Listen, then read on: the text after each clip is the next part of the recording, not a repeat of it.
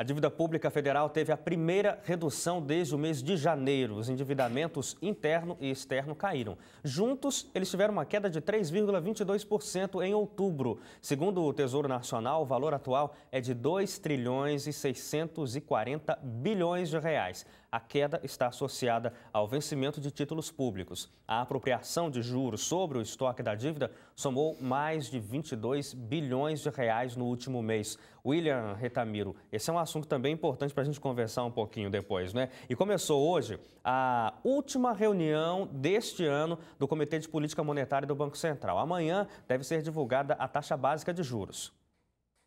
As instituições financeiras consultadas pelo Banco Central esperam uma nova manutenção da Selic. A taxa básica de juros teve 7 altas seguidas e chegou a 14,25%, mas nas últimas 2 reuniões permaneceu no mesmo patamar. A decisão será anunciada amanhã pelo Comitê de Política Monetária, o Copom.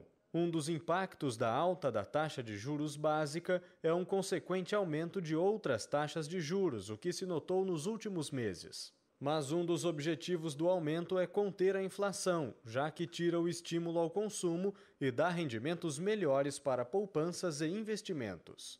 Agora a gente tem aí essas duas informações, William. A dívida pública brasileira diminuindo, segundo a primeira redução desde janeiro desse ano, e o Copom que se reúne e vai trazer informações sobre como é que fica a nossa taxa Selic. A expectativa é que se mantenha no patamar atual, não é? Sim, provavelmente vai se manter nesse patamar de 14,25%, né, ao ano, porque ainda não tem a certeza de que tem uma economia que está demonstrando sinais de recuperação, mas também, ao mesmo tempo, parece que conseguiu segurar um pouquinho o processo inflacionário, né? Então, ainda tem a questão do dólar, que ainda está batendo um pouquinho no aumento de alguns produtos, mas, assim, que há uma inflação que possa vir a estourar, está um pouquinho, aparentemente está contida, tanto que vai ficar na casa dos 9%, vai ficar talvez um pouquinho abaixo de 10%.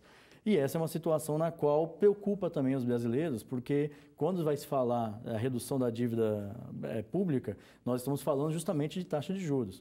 Porque aqueles que compram os títulos da dívida pública, eles são remunerados por essa taxa de juros. E o que acontece? Muitas vezes nós vamos pagar muito mais dinheiro para banco, né, para os banqueiros no caso propriamente dito, do que investir na economia real, que é a que gera emprego e renda de fato. Se a gente fazer uma comparação e analisar qual foi o lucro dos bancos e qual foi a proporção desse lucro que gerou novos empregos, nós vamos ver que é muito pequeno em relação que se tivéssemos investido um valor semelhante na economia real, incentivando novas empresas, incentivando novas situações de mercado, com certeza geraria muito mais emprego e renda.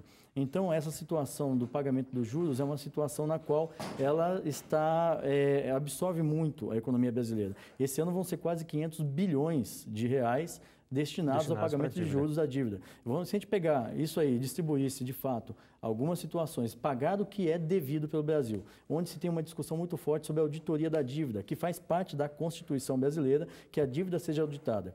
Mas a gente não vê essa divulgação, a gente não vê essa discussão de forma tão clara. Então, essa discussão precisa ser feita. Obviamente, dívida tem que ser paga. Agora, tem que avaliar até que ponto é uma dívida que nós temos condições e que, de fato, é nossa. Então, essa auditoria ela poderia auxiliar na situação de fazer um rearranjo econômico do Brasil. Quem deveria fazer essa auditoria?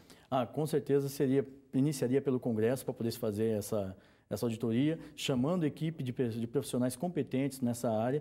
No Brasil, até teve uma brasileira, a senhora Fatorelli, que ela foi chamada para poder fazer a auditoria da dívida grega, né, para poder fazer essa discussão. E tanto que... É como ocorre com pessoas físicas que querem negociar dívida com bancos. Exatamente, é mais ou menos a mesma coisa. Exato, algo similar, né? Com uma proporção muito maior e com algumas situações de entraves muito mais fortes, mas vamos dizer mais ou menos isso daí. Para a gente entender bem, tá certo.